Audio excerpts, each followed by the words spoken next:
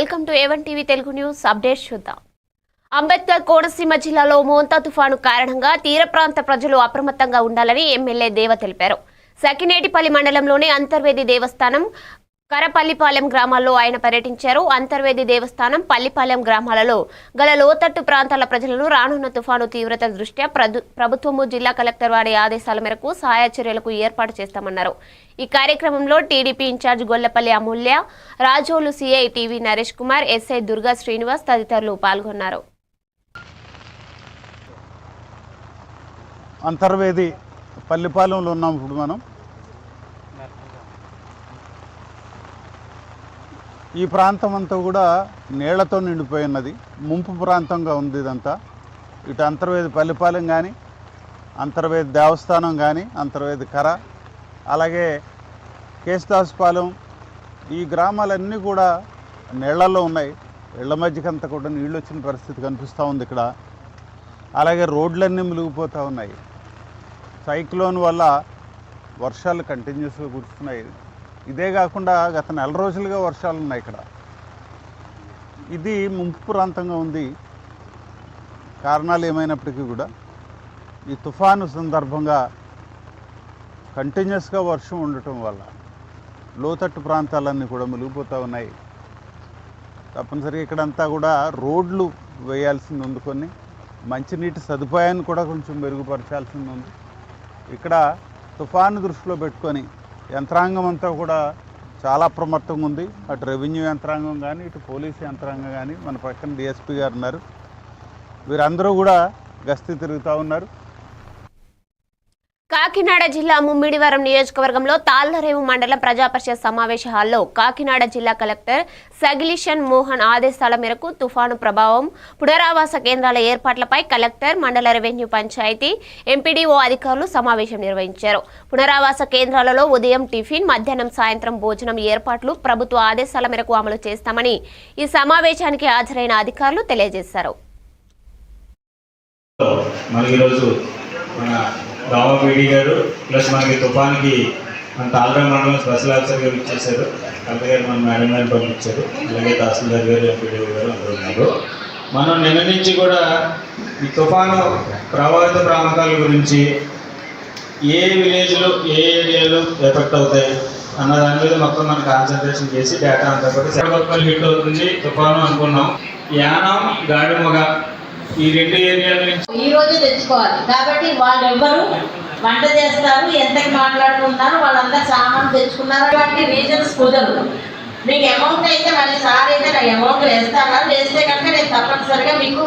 నమస్కారం అండి, నేను పీడీ డోమా కాకినాడ నుంచి. ఈ రోజు నుంచి ఇక్కడ సైక్లోన్ దీనికోసము ఇక్కడ ఏవైతే కలెక్టర్ గారు ఉత్తర్వులు ఇవ్వడం జరిగింది, దాని ప్రకారం ఇక్కడికి వచ్చాము. ఈ రోజు ఈ జనాలు ఎక్కడైతే మనకి లోతట్టు ఏరియాలు ఉన్నాయో అక్కడ నుంచి జనాలందరినీ కూడా రీహాబిలిటేషన్ సెంటర్స్ కి ఆల్రెడీ ఐడెంటిఫై చేసి ఉన్నారు తహసీల్దార్ గారు, స్పెషల్ ఆఫీసర్ గారు. ఆ సెంటర్స్ కి వాళ్ళందరినీ మూవ్ చేసిన వాళ్ళందరికీ ఈవినింగ్ నుంచి వాళ్ళకందరికి కూడా డిన్నర్ అరేంజ్ చేయడం జరుగుతుంది. కంపల్సరీ రీహాబిలిటేషన్ సెంటర్ లో ఉన్న వాళ్ళందరికీ కూడా డిన్నర్ అరేంజ్ చేయడం జరుగుతుంది. తర్వాత రీహాబిలిటేషన్ సెంటర్ లో ఆల్ అరేంజ్మెంట్స్ చేయడానికి అక్కడ ఒక పంచాయతీ సెక్రటరీని మనం పెట్టడం జరిగింది. అది కాకినాడ జిల్లా ముమ్మిడివరం నియోజకవర్గ తాళ్లరేవు మండలం మల్లవరం గ్రాంట్ పోలేక్రులు పంచాయతీల్లో గత వారం రోజులుగా కురుస్తున్న భారీ వర్షాల కారణంగా నీట మునిగి పాడైపోయిన వరి పొలాలను కాకినాడ జిల్లా ఏరువాక కేంద్రం సైంటిస్టు శర్మ మరియు సుజాత పరిశీలించారు. వీరితో పాటు రైతులు, వ్యవసాయ శాఖ సిబ్బంది, మండల వ్యవసాయ అధికారిని ప్రశాంతి పర్యటించడం జరిగింది. వరి పంట చేతికి వచ్చే సమయంలో అధిక వర్షాల కారణంగా జిల్లాలోనూ తాళ్లరేవు మండలంలోనూ అధిక శాతం వరి పొలాలు నీట మునిగాయన్నారు.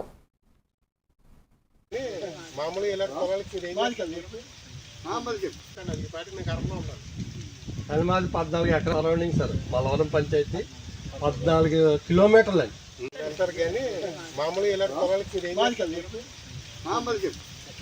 నీళ్ళు తీయడం ఒక పని. ఇంకా తర్వాత ఒకవేళ ఆయన వర్షం పడక మొత్తం నీళ్ళు ఏమి దిగిపోయింది. అప్పుడు ఏం చేస్తారు?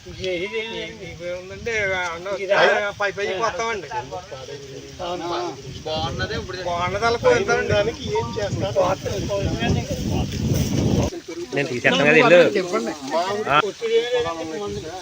కొంతవరకు నింపులు ఉంది. సీతారాం శర్మ, సమన్వయకర్త, ఏరువాక కేంద్రం, పెద్దాపురం, ఆచార్య ఇంజనీరింగ్ వ్యవసాయ విశ్వవిద్యాలయం.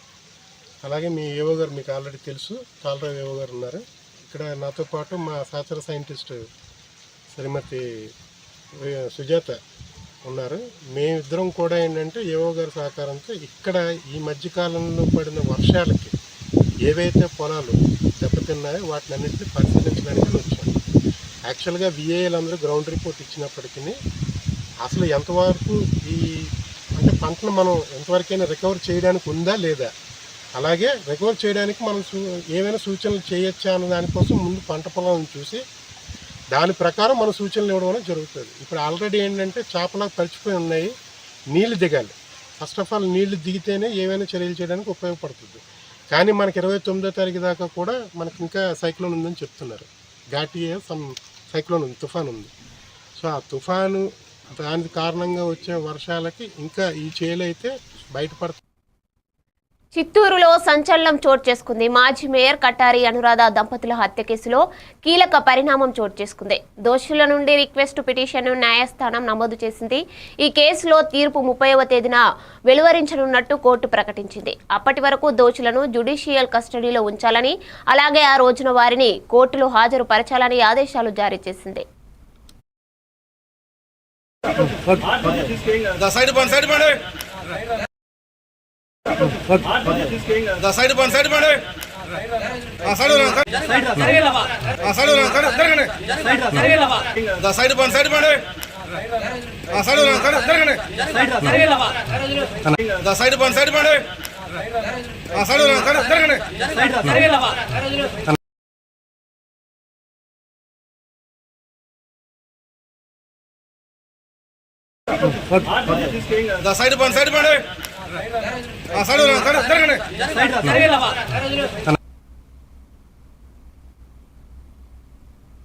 ఆంధ్రప్రదేశ్ రాష్ట్ర స్థాయి టైక్వాండో పోటీలలో విశాఖ మరియు అనకాపల్లి జిల్లాలకు గర్వకారణమైన విజయాలు దక్కాయి.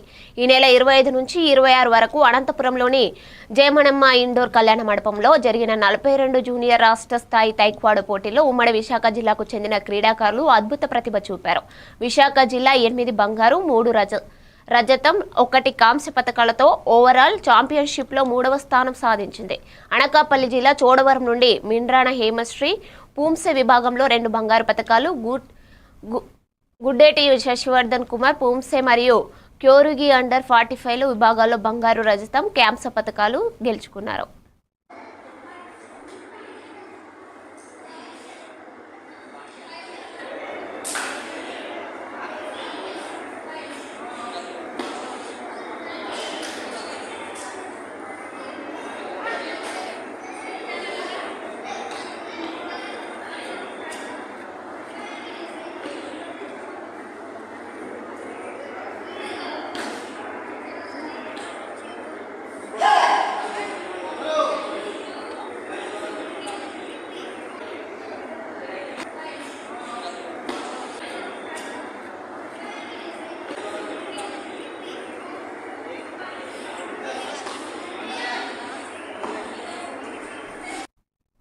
అనకాపల్లి జిల్లా నర్సీపట్నం మండలంలో మోంతా తుఫాను ప్రభావం నేపథ్యంలో తహసీల్దార్ కార్యాలయం వద్ద ప్రత్యేక కంట్రోల్ రూమ్ ఏర్పాటు చేయడం జరిగిందని నాతవరం తహసీల్దార్ ఏ వేణుగోపాల్ తెలిపారు.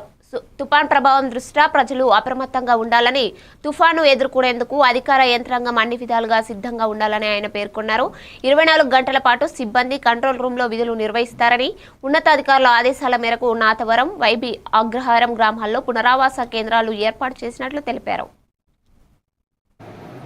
ఐఎండీ వాళ్ళు ఇచ్చిన సూచనల మేరకు మోంతా తుఫాను మనకు ఈ రోజు నుంచి 29 వరకు తీవ్ర గాలి అయితేనేమి వర్షాలు అయితేనే చూడడానికి ఛాన్స్ ఉందని చెప్పి మనకి అందరినీ కూడా అధికారులందరూ అలర్ట్ చేయడం జరిగింది. అందులో భాగంగా నాతవరం మండలంలో తహసీల్దార్ కార్యాలయంలో కంట్రోల్ రూమ్ కూడా మేము 2 షిఫ్ట్లు వారిగా 4 రోజులు కూడా మేము స్టాఫ్ని డిప్లాయ్ చేయడం జరిగింది. అదేవిధంగా మేము ఆఫీసులో కూడా అందులో 24/7 24 అవర్స్ కూడా మేము అవైలబుల్గా ఉంటాము మా స్టాఫ్ అందరూ కూడా.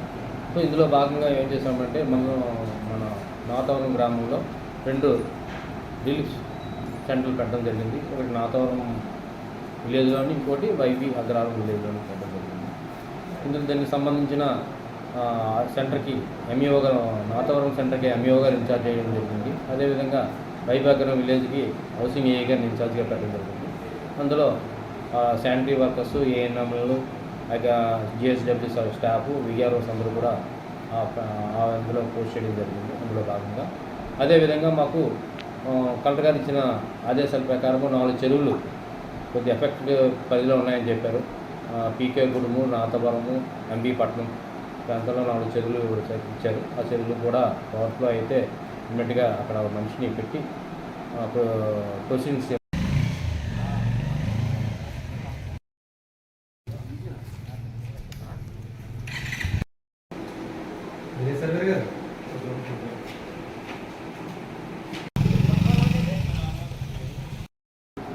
ఏదైతే మనకి శృంగవరపుకోటలో మోంతా తుఫాన్ ప్రభావంపై ఎస్కోట ఎమ్మెల్యే కోళ్ల లలిత కుమారి మండల అధికారులతో సమీక్ష నిర్వహించారు.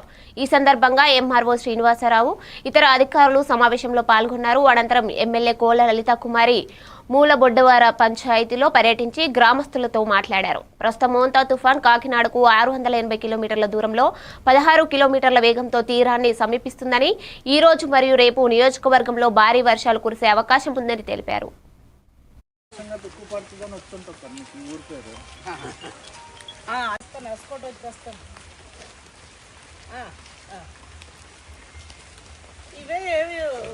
ఇవే తీసుకోండి. మీకు అవకాశం ఉంటే ఎలాంటి వాళ్ళకి మనం 3 సర్టిఫికెట్లు చేస్తాం. మన జీవితకాల ఈ విలేజ్లకి కొంచెం రెయిన్ఫాల్ ఎక్కువ ఉంటుంది, ఎలర్ట్ అవ్వండి అన్నారు. నేను వెంటనే 3 విలేజ్లు వచ్చాను. నేను దారిపట్టి వెళ్ళాను. అదే బట్టాపురం కాలనీకి వెళ్ళి విఆర్ఓని, సర్పంచ్ అందరినీ అలర్ట్ చేశాను. ఏదైనా టాటా కింద ఉంటే మాత్రం ఇమీడియట్గా షిఫ్ట్ చేయండి. స్కూల్ కూడా ఏర్పాటు చేశాను. అలాగే ఈ 2 దారిపట్టికి ఒక ఫోన్ వచ్చింది. ఫోన్ కాల్కి ఒక జనరేటర్ పంపించమన్నారు. ఆ జనరేటర్ పంపించడానికి నేను ఏర్పాటు చేస్తున్నాను అన్నమాట. అలాగే బొడ్డవారిలో అది తర్వాత ఏంటంటే మాకు దానికి కూడా కాలు ఉన్నాయి. 6 విలేజ్లు ఉన్నాయి. ముసుగుపల్లి, చామలాపల్లి, వేములాపల్లి, కొట్టాము, ఈ విలేజ్లు అన్నింటికి కూడా ఎలర్ట్ చేశాను. గోపాలపల్లి ఏమైనా గడ్డ ఏమైనా విలేజ్లు అందరికీ ఎలర్ట్ చేశాను. ఎవరిని కూడా ఆ గడ్డలో కానీ ఎట్టి పరిస్థితిలో పెట్టుకుంటే మీరు చూడండి. ఇది మళ్ళీ ఎలా 14-19 బిల్లులు రావాలక్క. మీకైతే వాస్తవం 14-19లో మనం ఎక్కువ హౌసింగ్ మా పంచాయతీ ఇచ్చాం. అందుకే చక్కగా భోజనం అది బాగా పెడతారు, తిని బాగా చదువుకోవాలా. నెల్లూరు జిల్లాలో వాతావరణ శాఖ తుఫాను హెచ్చరికల నేపథ్యంలో రానున్న భారీ వర్షాలు, ఎగువనున్న సోమశిల డ్యాం నుండి పెన్నా నదికి వచ్చే వరద ప్రభావాన్ని దృష్టిలో ఉంచుకొని పోర్లు కట్టలు నిర్మాణాన్ని వేగవంతం చేస్తూ తీర లోతట్టు ప్రాంతాల ప్రజలను అప్రమత్తం చేయాలని టీడీపీ రాష్ట్ర నేత కోటంగెట్టి గిరిధర్ రెడ్డి అధికారులకు సూచించారు. నెల్లూరు రూరల్ నియోజకవర్గ పరిధిలోని పొట్టెపాలెం గ్రామం నందు పెన్నా పోర్లు కట్టను ఇరిగేషన్ అధికారులతో కలిసి పరిశీలించారు.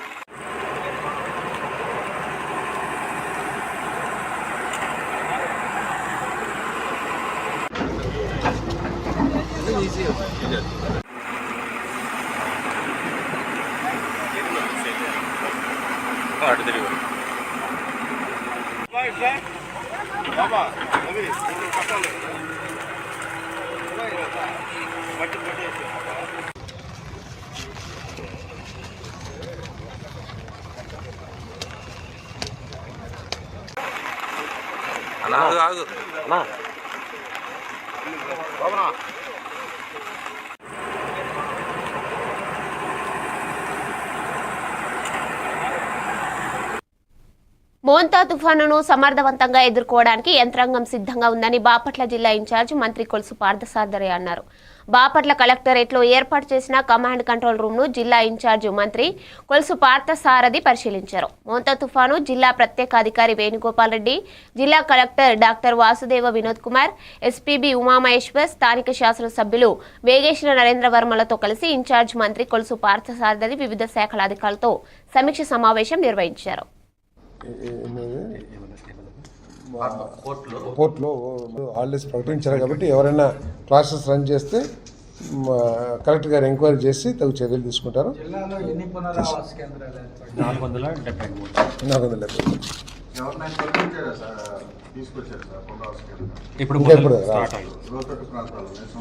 ఇప్పుడు దాకా అయితే తీసుకురాలేదు. ఇప్పటి నుంచి అంటే రేపటి నుంచి స్టార్ట్ అవుతాయి. వారిని షిఫ్ట్ చేస్తాం ఎక్కడెక్కడైతే ఇబ్బందికర పరిస్థితులు ఉంటాయో. దాదాపు ఒక 200 గ్రామాల్లో ఐ థింక్ ఇబ్బందికర పరిస్థితులు 169 వల్నరబుల్ విలేజెస్ ఉన్నాయి. ఆ విలేజెస్లో అందరినీ కూడా షిఫ్ట్ చేస్తాం. కానీ వారు కూడా 700 పోల్స్ని సిద్ధం చేసుకున్నారు. కండక్టర్ అంతా సిద్ధం చేశారు. సమాచారం తెలుసుకుని వారికి ఎటువంటి అసౌకర్యం కలగకుండా వైద్యం అందే విధంగా వారిని హాస్పిటల్లో చేర్పిస్తాం కానీ లేకపోతే వారికి వైద్య సదుపాయాలు అందించడం కానీ తగు చర్యలు ఈ ప్రభుత్వం తీసుకుంటుందని చెప్పేసి కూడా నేను ఈ సందర్భంగా తెలియజేస్తూ, ఏదేమైనా కూడా మరి బాపట్ల జిల్లాలో జరుగుతున్న పనులన్నిటి కూడా సమీక్షించాం. ఇప్పటికే డ్రైన్స్ అన్నింటినీ కూడా ఎక్కడెక్కడైతే ఇబ్బందికర పరిస్థితులు ఉన్నాయో అక్కడ కలెక్టర్ గారు, జిల్లా యంత్రాంగం అంతా కూడా మరి పూడికి తీయటం కానివ్వండి, వీడ్ రిమూవల్ కానివ్వండి, వాటన్నిటిని కూడా ప్రారంభించారు.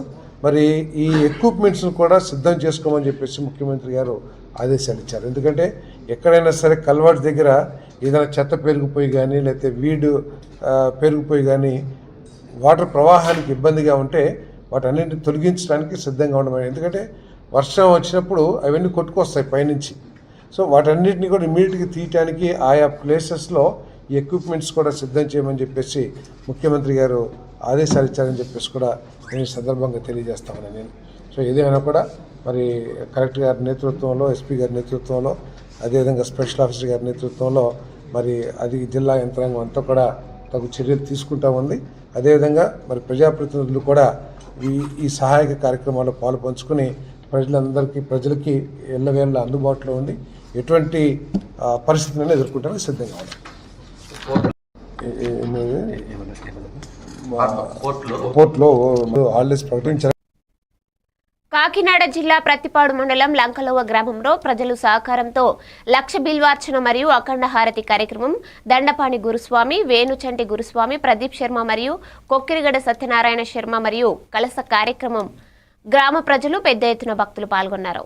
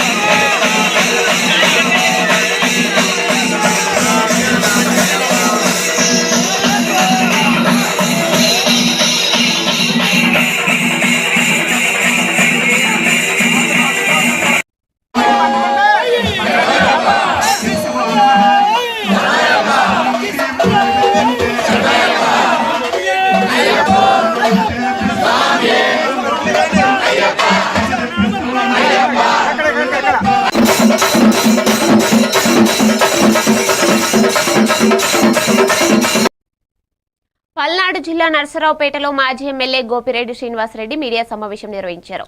రాష్ట్రంలో మాజీ సీఎం రాజశేఖర్ రెడ్డి పేరు ప్రతి పేదవాడి గుండెల్లో ఉంది. అన్నదానానికి ఆరోగ్యశ్రీ పథకం అన్నారు. ఆరోగ్యశ్రీ పథకంలో ప్రతి పేదవాడు కార్పొరేట్ వైద్యశాలలో చికిత్స చేయించుకునే గొప్ప అవకాశం కల్పించారని తెలిపారు. ఈ రాష్ట్ర చరిత్రలో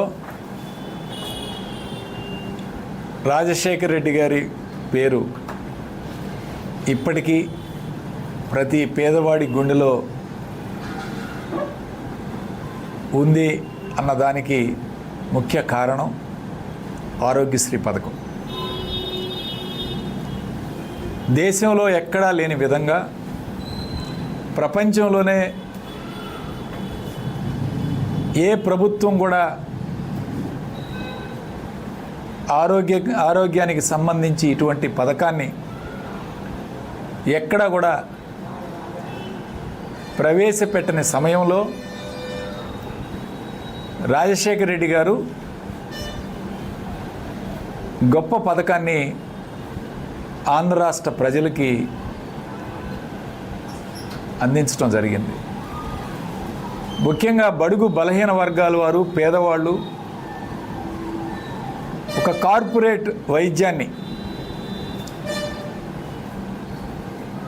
చేయించుకోవాలంటే లక్షల రూపాయలు ఖర్చు పెట్టి వాళ్ళ కుటుంబాలు ఏదైనా ఆరోగ్య సమస్య వస్తే ఆ కుటుంబాలు అప్పులు పాలై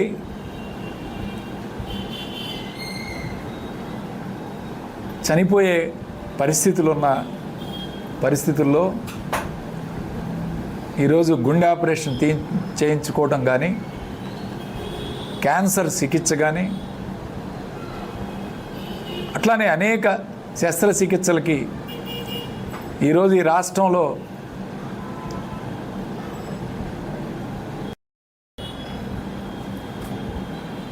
ఈ రాష్ట్ర చరిత్రలో రాజశేఖర రెడ్డి గారి పేరు. ఏలూరులో కార్మిక వర్గ పక్షపాతిగా నిరంతరం పోరాటాలు నిర్వహిస్తున్న ఐఎఫ్టీయూకి ఆర్థికంగా సహకరించాలని ఐఎఫ్టీయూ జిల్లా నాయకులు గడసాల రాంబాబు పిలుపునిచ్చారు. నవంబర్ 1 నుంచి 4 వరకు ఏలూరులో జరుగుతున్న ఐఎఫ్టీయూ రాష్ట్ర రాజకీయ తరగతులు మరియు రాష్ట్ర జనరల్ కౌన్సిల్ ప్రచార నిమిత్తం ఈ రోజు సాయంత్రం స్థానిక దక్షిణపు వీధిలో ప్రచారాన్ని ఆయన ప్రారంభించారు. ఈ సందర్భంగా రాంబాబు మాట్లాడుతూ కేంద్ర రాష్ట్ర ప్రభుత్వాలు కార్మికులకు వ్యతిరేకంగా అనేక నిర్ణయాలు తీసుకుంటున్నాయని, ఆ నిర్ణయాలకు వ్యతిరేకంగా ప్రజలందరూ పోరాడాలని పిలుపునిచ్చారు. ఈ కార్యక్రమంలో ఐఎఫ్టీయూ రాష్ట్ర సహాయ కార్యదర్శి యువి, జిల్లా అధ్యక్షులు కెవి రమణ, జిల్లా ప్రధాన కార్యదర్శి బద్దా వెంకట్రావు తదితరులు పాల్గొన్నారు.